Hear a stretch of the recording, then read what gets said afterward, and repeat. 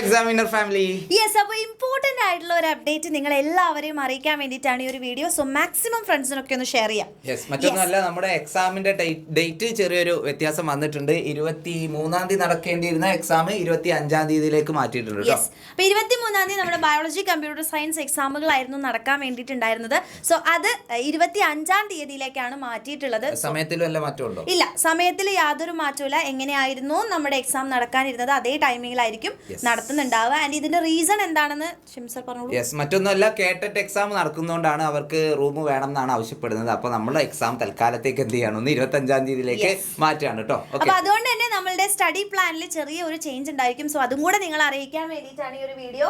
So ഇന്ന് നമ്മുടെ ഫിസിക്സിന്റെ complete derivation live ഇതാ ഇപ്പോൾ നടന്നുകൊണ്ടിരിക്കുകയാണ്. അപ്പം ഡെറിവേഷൻസ് ഇനി നമ്മൾ ഫിസിക്സിൽ ചെയ്യുന്നുണ്ടാവില്ല. അപ്പം നാളെ നിങ്ങൾക്ക് കമ്പ്യൂട്ടർ സയൻസിന്റെയും അതേപോലെ തന്നെ ബയോളജിയുടെയും ഫുൾ ചാപ്റ്റർ ലൈവ് ഉണ്ടായിരിക്കും.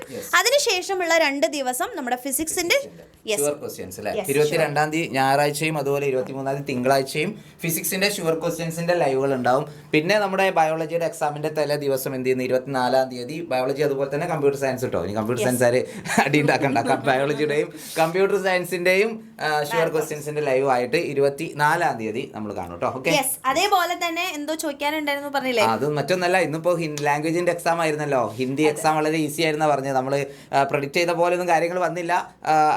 സ്ഥിരമായിട്ട് ചോദിക്കുന്ന ആ ക്വസ്റ്റ്യൻ തന്നെ റിപ്പീറ്റ് ചെയ്ത് വന്നു അല്ലേ. അതുകൊണ്ട് കുട്ടികൾക്ക് ഈസി ആയി അല്ലേ. എങ്ങനെ ഉണ്ടായിരുന്നു നിങ്ങളുടെ എക്സാം എന്നുള്ള എന്ത് ചെയ്യുക, താഴെ കമന്റ് ചെയ്യുക, എല്ലാ ലാംഗ്വേജസിന്റെ കേട്ടോ.